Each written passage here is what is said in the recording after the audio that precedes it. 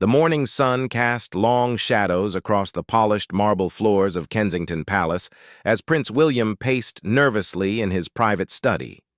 His hands trembled slightly as he held the official ceremony program, his eyes fixed on one particular line that had been keeping him awake for weeks. The upcoming memorial service for Queen Elizabeth II was meant to honor her incredible legacy, but the guest list had become a source of unprecedented royal tension. William had discovered something that shook him to his core. Hidden within the palace archives, tucked away in a folder marked Confidential Royal Correspondence, were letters that revealed a shocking truth about Queen Camilla's past actions during his mother's final years. The documents showed that Camilla had secretly worked to undermine Princess Diana's charitable work, spreading rumors among the royal circle that damaged Diana's reputation just months before her tragic death. The weight of this discovery pressed heavily on William's shoulders. For years, he had maintained a civil relationship with his stepmother, understanding that his father's happiness was important. But these revelations changed everything. The letters contained detailed plans showing how Camilla had influenced media coverage to paint Diana in a negative light, all while presenting herself as the innocent party in the love triangle that had captivated the world. As he sat in the same chair where his grandmother had once advised him on matters of duty and honor, William felt the ghost of Queen Elizabeth's presence. He could almost hear her voice reminding him that sometimes being a true leader meant making difficult decisions, even when they would cause controversy. The memorial service was supposed to be the moment when the royal family showed unity and strength, but William knew he couldn't stand by and watch Camilla receive the title of Queen Consort during such a sacred ceremony. The decision had been months in the making. William had quietly consulted with senior palace advisors, constitutional experts, and even reached out to his uncle, Prince Andrew, seeking guidance on how to handle such a delicate situation. The advisors were split. Some warned that removing Camilla's consort status would create a constitutional crisis, while others believed that the monarchy's integrity was more important than avoiding scandal. Catherine had been his strongest supporter throughout this ordeal. She had witnessed firsthand how the revelations about Camilla had affected William, seeing him struggle with nightmares about his mother and growing increasingly distant from royal events where Camilla played a prominent role. Kate understood that her husband wasn't acting out of spite or old grudges, but from a deep need to honor his mother's memory and protect the monarchy from what he saw as a fundamental betrayal. The plan had to be executed carefully. William knew that simply announcing Camilla's removal would create chaos and potentially damage the royal family's reputation beyond repair.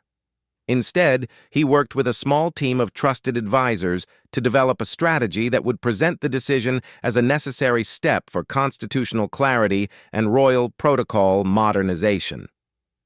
3 weeks before the memorial service, William requested a private meeting with his father, King Charles III.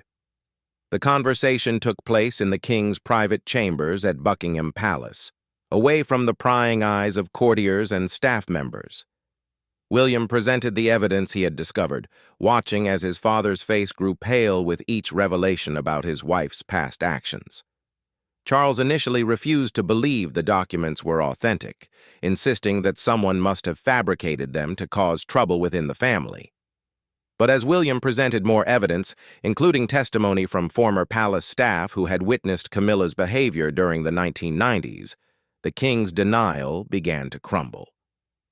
The reality of what his wife had done to Diana created a rift between father and son that threatened to tear the royal family apart. The argument that followed was unlike anything the palace walls had witnessed in decades. Charles accused William of betraying the family for the sake of a dead woman's memory, while William countered that his father had betrayed the monarchy by allowing someone with such a dark past to hold the highest honor in the land. The shouting match lasted for hours, with both men saying things they would later regret. When word of the family conflict began to leak to senior palace staff, William knew he had to act quickly. He called an emergency meeting with the Archbishop of Canterbury, the Prime Minister, and the Speaker of the House of Commons. In a closed-door session at Westminster Palace, he presented his case for removing Camilla's consort status, arguing that the monarchy's moral authority was at stake. The political implications were staggering.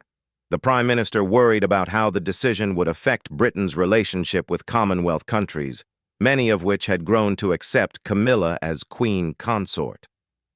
The Archbishop expressed concerns about the religious significance of breaking a ceremonial title that had been blessed by the Church of England. But William remained firm in his conviction that the truth about Camilla's past could not be ignored. As news of the royal disagreement began to circulate among London's elite circles, pressure mounted on William to reconsider his position. Prominent politicians, religious leaders, and even foreign dignitaries reached out to express their concerns about the potential constitutional crisis. But with each conversation, William became more convinced that he was making the right choice for the future of the monarchy. The palace staff found themselves caught in an impossible situation. Longtime servants who had worked for the royal family for decades suddenly had to choose sides between the king and the Prince of Wales. Some believed that loyalty to Charles required supporting his wife, while others felt that William's dedication to his mother's memory and the monarchy's integrity was more important than maintaining the status quo. Media speculation reached fever pitch as royal correspondents noticed unusual activity around the palace. Security was increased, and several high-profile meetings between William and government officials were spotted by photographers stationed outside various London venues. The press sensed that something significant was happening, but the palace's strict silence only fueled more aggressive investigative reporting.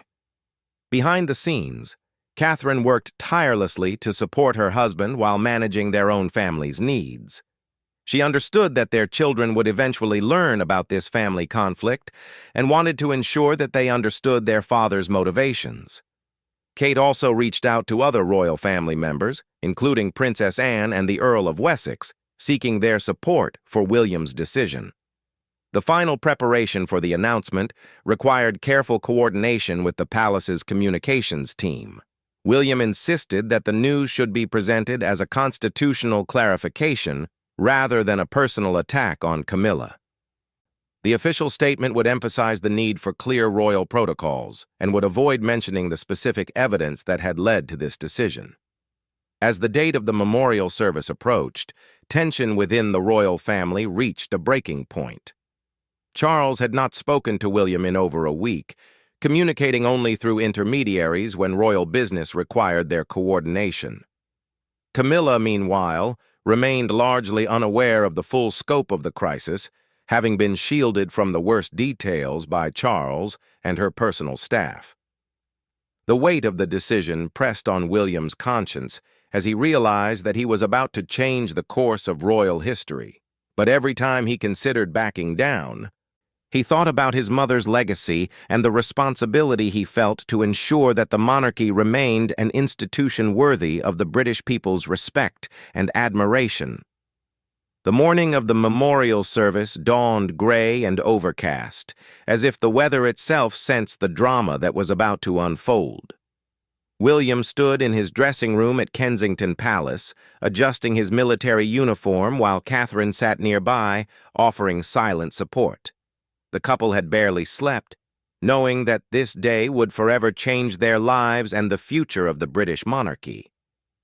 At precisely 9 in the morning, palace officials delivered sealed envelopes to newsrooms across London. The contents would shock the nation and send ripples throughout the Commonwealth.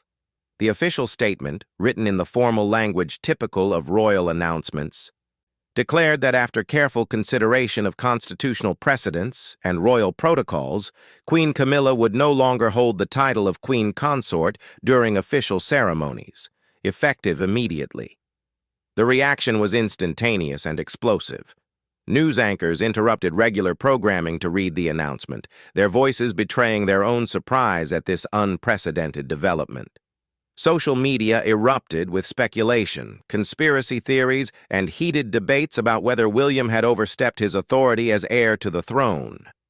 Inside Buckingham Palace, chaos reigned.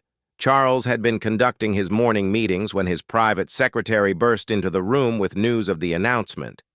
The king's face turned ashen as he realized that his son had followed through on his threat despite their heated arguments.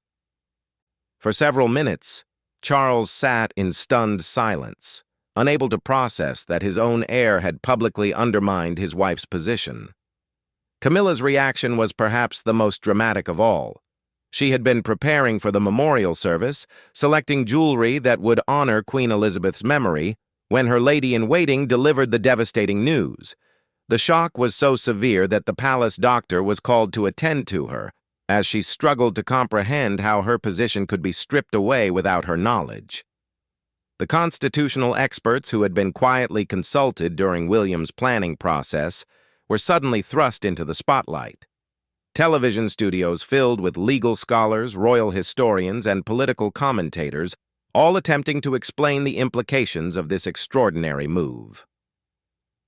Some argued that William had acted within his rights as heir apparent, while others suggested that he had violated centuries of royal protocol.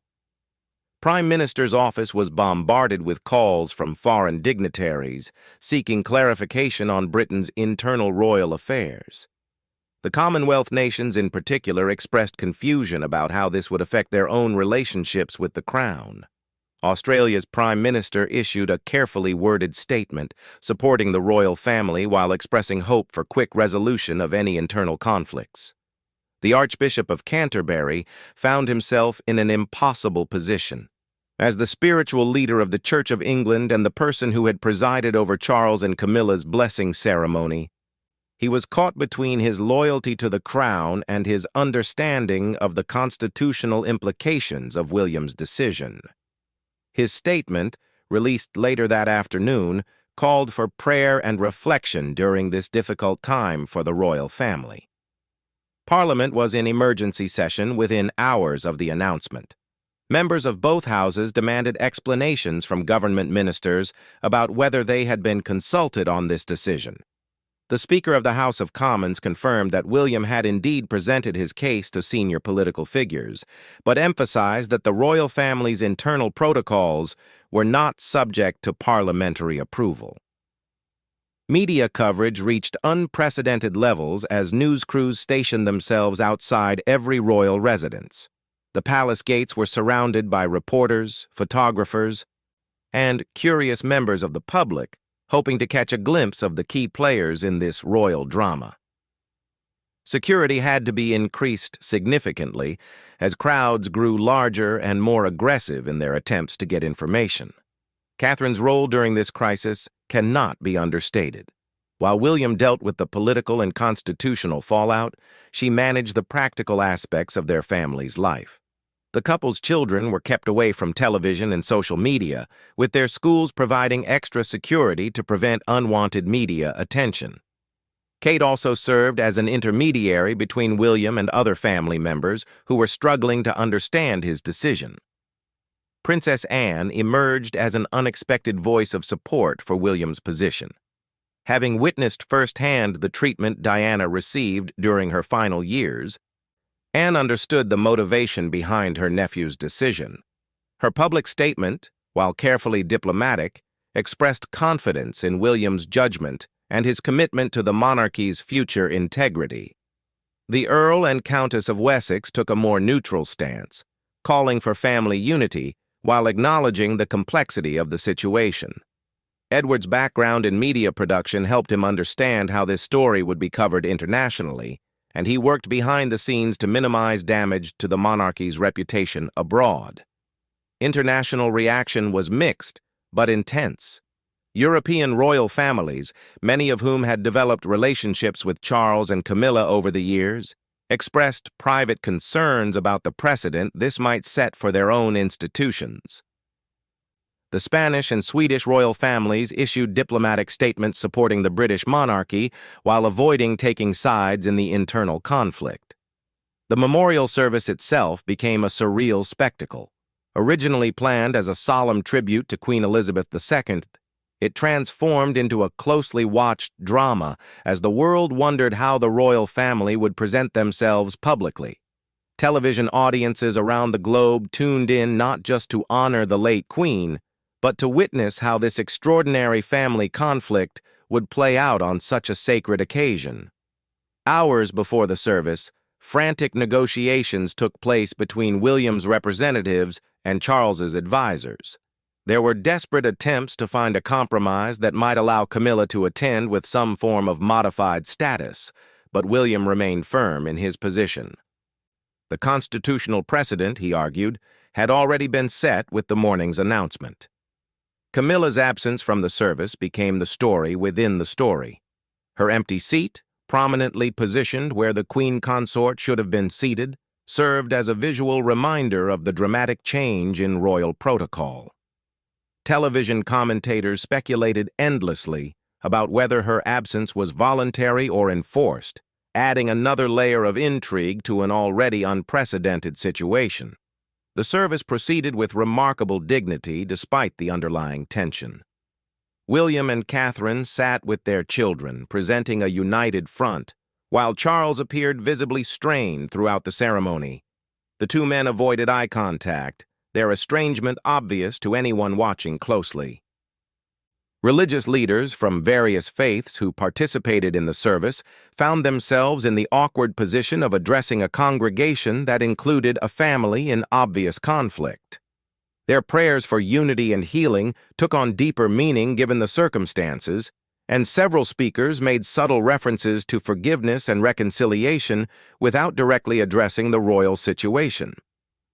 Public reaction was deeply divided along generational and political lines. Younger Britons, particularly those who remembered Diana fondly, largely supported William's decision as a long overdue correction of historical injustices. Older citizens, more concerned with stability and tradition, worried that this precedent could destabilize the monarchy's future. The day ended with both camps retreating to their respective residences, the rift between father and son wider than ever.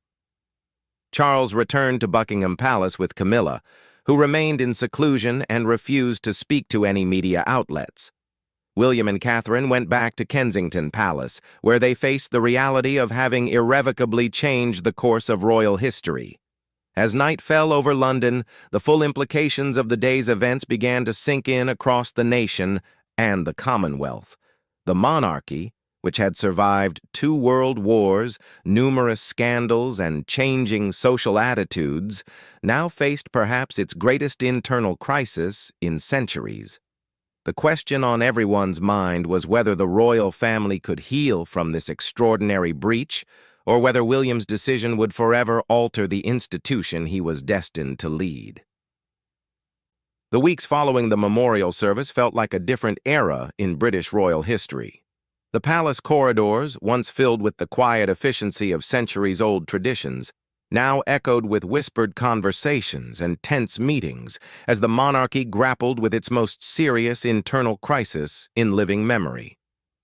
William's unprecedented decision had created ripple effects that extended far beyond the walls of any royal residence. Public opinion polls revealed a nation sharply divided along unexpected lines.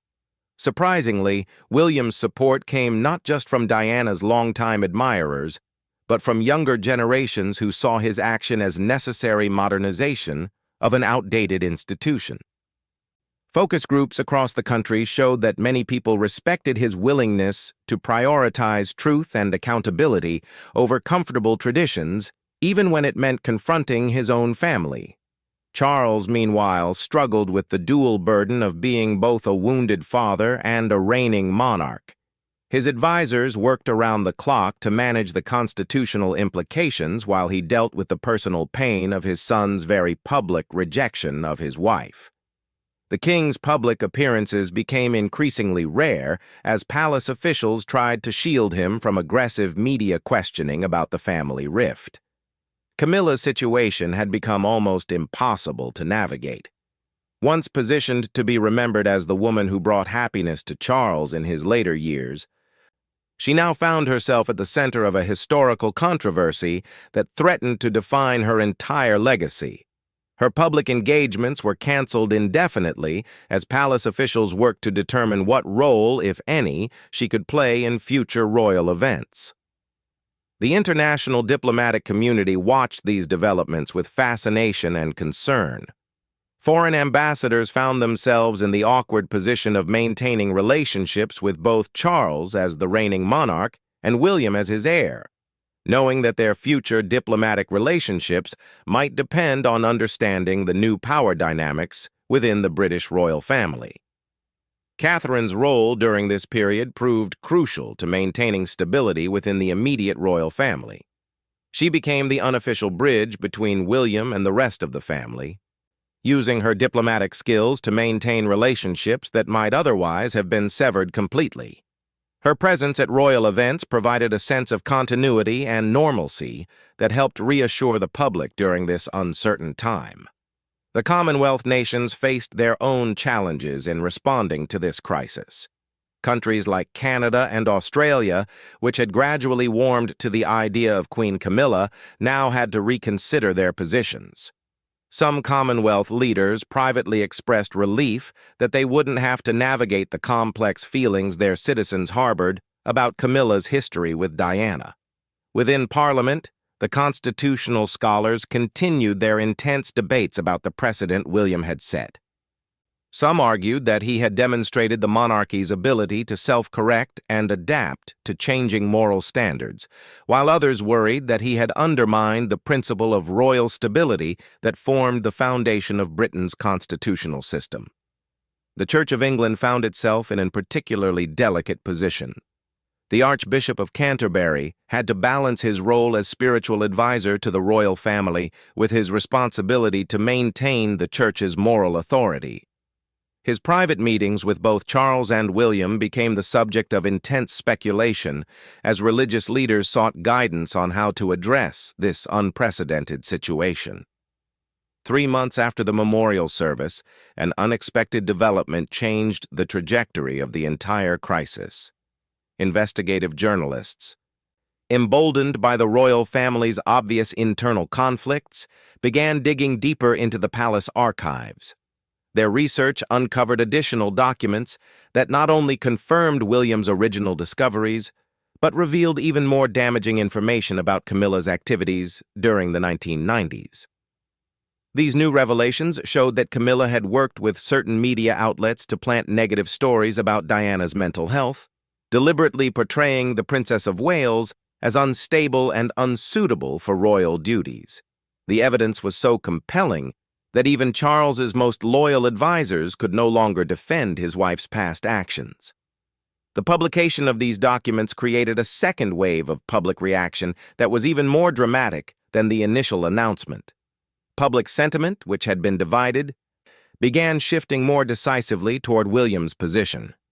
Opinion polls showed increasing support for his decision, with many people expressing anger that they had been deceived about Camilla's true role in Diana's troubles. Charles faced an impossible choice. He could continue defending his wife and risk further damage to the monarchy's reputation, or he could acknowledge the truth about her past and potentially lose his marriage. The weight of this decision was evident in his increasingly haggard appearance during public events, as courtiers worried about the toll the crisis was taking on the 75-year-old king's health. The turning point came when Princess Anne decided to break her diplomatic silence. In a carefully coordinated interview with a respected royal correspondent, she revealed that she had long harbored suspicions about Camilla's treatment of Diana, but had remained quiet out of loyalty to Charles. Her willingness to speak publicly about these concerns provided crucial validation for William's position and helped shift the narrative in his favor. Camilla's response to these new revelations was to retreat almost completely from public life. She moved out of Buckingham Palace and took up residence at a private estate in Scotland, effectively removing herself from the immediate royal circle. Her departure was presented as a temporary measure to allow for reflection and consideration of future arrangements, but palace insiders understood it was likely permanent. The crisis reached its resolution through an unexpected source, Queen Elizabeth II's private papers, which were discovered during the routine organization of her personal effects. Among these documents were letters the late Queen had written but never sent, expressing her own concerns about Camilla's suitability for the role of Queen Consort. Elizabeth had apparently shared many of William's reservations, but had chosen to remain silent to avoid creating family conflict. The discovery of these letters provided William with the ultimate vindication for his position. If his beloved grandmother had harbored similar concerns, then his decision could be seen not as a rebellion against royal tradition, but as in fulfillment of Elizabeth's own wishes. The revelation also helped explain why the Queen had seemed to delay formally granting Camilla the title of Queen Consort during her final years. Charles, faced with this evidence of his mother's true feelings, finally began to accept that his son's decision might have been justified. The process of reconciliation was slow and painful, requiring multiple private meetings facilitated by Catherine and Princess Anne. Father and son began to rebuild their relationship based on a new understanding of their respective roles and responsibilities. The monarchy that emerged from this crisis was fundamentally different from the one that had existed before the memorial service. New protocols were established for how royal titles could be reviewed and potentially modified when circumstances warranted such action. The palace also implemented new transparency measures to ensure that similar secrets could not be hidden from future generations. William's reputation was forever changed by his willingness to confront uncomfortable truths about his own family. He was seen as a leader who prioritized principle over convenience, even when the personal cost was enormous. This perception would serve him well when he eventually ascended to the throne, as the British people had witnessed his commitment to accountability and moral leadership. The final chapter of this extraordinary story was written on a quiet afternoon 6 months after the memorial service, when Charles and William met privately in the gardens of Sandringham Estate. Their conversation, away from advisors and protocol officers, allowed them to speak as father and son rather than as monarch and heir. While their relationship would never be quite the same, they found a way forward that honored both their love for each other and their commitment to the institution they were destined to serve. The British monarchy survived its greatest internal crisis in centuries, emerging more transparent and accountable than it had ever been. William's decision, while painful and controversial, ultimately strengthened the institution by demonstrating that even the royal family was not above moral accountability. The price of this transformation was high, but the result was a monarchy better prepared to serve the British people in the modern era.